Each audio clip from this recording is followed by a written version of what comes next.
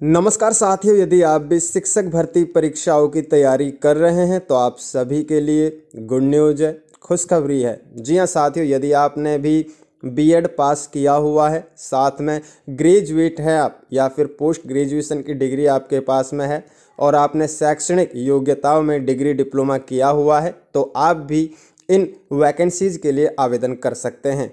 जी हाँ साथियों, भारतीय रेलवे ने टीचिंग व नॉन टीचिंग पदों पर बम्पर वैकेंसियां निकाली है।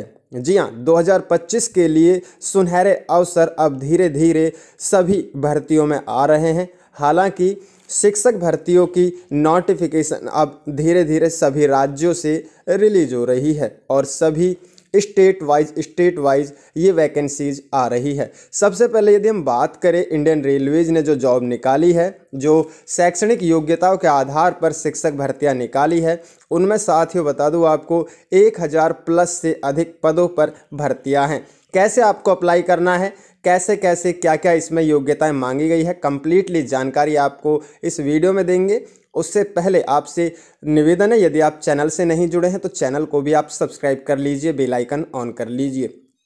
साथियों, रेलवे भर्ती बोर्ड यानी कि आरआरबी ने मिनिस्ट्रियल ऑफ और आइसोलेटेड पदों पर भर्ती के लिए एक शॉर्ट विज्ञापन जारी कर दिया है। इस भर्ती अभियान के तहत रेलवे के विभिन्न विभागों में कुल मिलाकर के 1036 पदों को भरने का लक्ष्य रखा गया है। जी हाँ साथियों, बता दें आपको, योग्य और इच्छुक उम्मीदवार अपने अपने क्षेत्रीय आरआरबी की ऑफिशियल वेबसाइट पर जाकर के ऑनलाइन आवेदन कर सकते हैं, जिसके लिए आवेदन प्रक्रिया आपकी 2025 में यानी कि 7 जनवरी 2025 से शुरू होगी और आवेदन करने की जो अंतिम तिथि रखी गई है वो 6 फरवरी 2025 निर्धारित की गई है आरआरबी की तरफ से। आपको बता दूं साथियों, इसमें पोस्ट ग्रेजुएट शिक्षक यानी कि पीजीटी टीचर की जो पद है, इनके जो पद है वो 187 पोस्ट निर्धारित की गई है, यानी कि 187 पद इसमें है।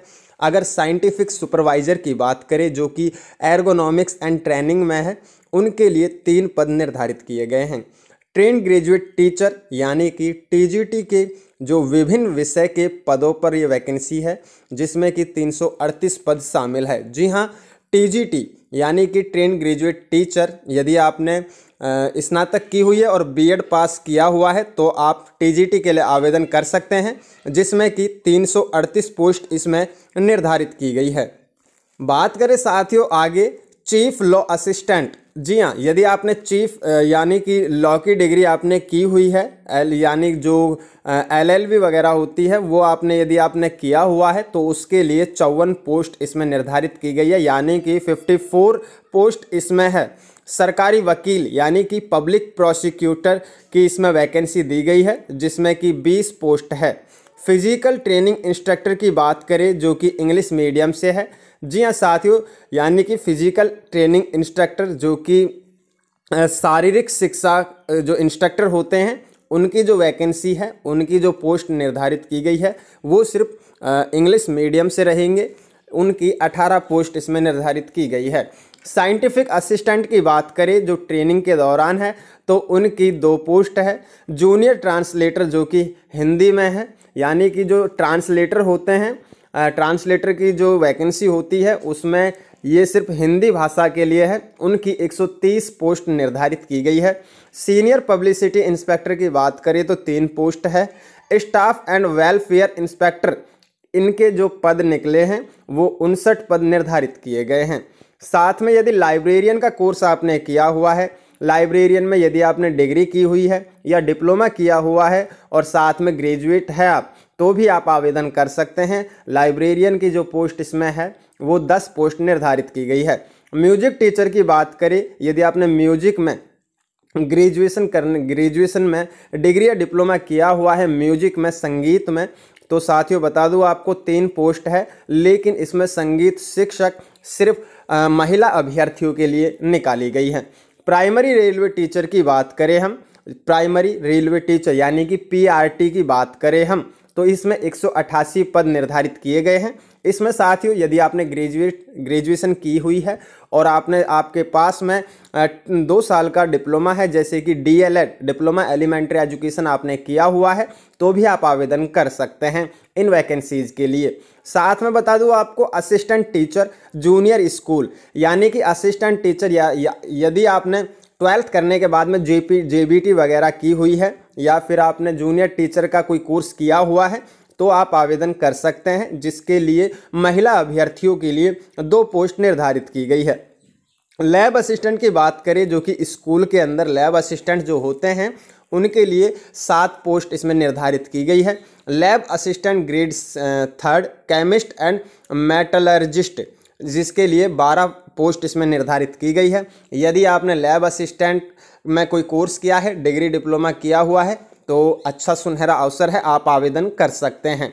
साथ में इनके शुल्क की बात करें तो मैं बता दूं आपको, इन पदों पर आवेदन करने के लिए जो जनरल यानी कि सामान्य, OBC और EWS कैटेगरी के अभ्यर्थियों के लिए 500 रुपये का आवेदन शुल्क रखा गया है और SC ST उम्मीदवारों के लिए आवेदन शुल्क 250 रुपये इसमें रखा गया है। जी हाँ साथियों, यदि महिला अभ्यर्थी है जो विधवा कैटेगरी से है या फिर तलाकशुदा कैटेगरी से या किसी और कैटेगरी में है, तो उनके लिए भी यही फीस रखी गई है। लेकिन इन अभ्यर्थियों को इसमें कोई अधिकतम सीमा आयु नहीं रखी गई है। वो चाहे 60 वर्ष हो, चाहे 65 वर्ष हो, चाहे 55 हो, चाहे 50 हो, वो आवेदन महिला अभ्यर्थी कर सकती है।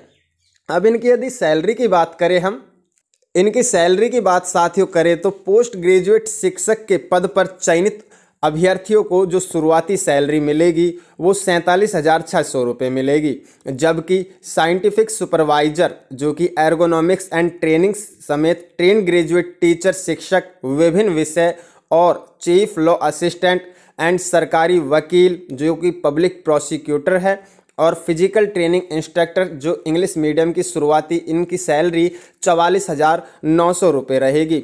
उसी तरीके से scientific assistant training junior translator जो कि हिंदी से है, senior publicity inspector, staff and welfare inspector, librarian, music teacher जो कि महिला अभ्यर्थियों के लिए है, प्राइमरी रेलवे टीचर जो कि विभिन्न विषयों के लिए है और assistant teacher junior school teacher जो कि महिला अभ्यर्थियों को 35,400 रुपये शुरुआती सैलरी मिलेगी। वहीं यदि हम लैब असिस्टेंट जो कि स्कूल के पोस्ट में है, चयनित उम्मीदवारों को शुरुआती सैलरी 25,500 रुपये और lab assistant grade 3 chemist and metallurgist के पद पर चयनित अभ्यर्थियों को 19,900 रुपये तक की सैलरी मिलेगी।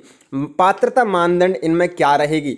जी हाँ साथियों, इस भर्ती के लिए हर एक पद पर शैक्षणिक योग्यता अलग अलग मांगी गई है, लेकिन सभी पदों के लिए जो न्यूनतम उम्र सीमा रखी गई है वो 18 साल है, जबकि अधिकतम उम्र सीमा प्रत्येक पद के लिए अलग अलग निर्धारित की गई है। आप ज़्यादा से ज़्यादा इसकी जानकारी जानने के लिए आप RRB की ऑफिशियल वेबसाइट को देख सकते हैं और पूरी जानकारी वहां से देख करके समझ करके अपनी पोस्ट के लिए आप आवेदन कर सकते हैं। जी हाँ साथियों, इस वीडियो को लाइक कर दीजिए, पल पल आपको हम अपडेट करते रहेंगे आने वाली वैकेंसीज़ के लिए भी।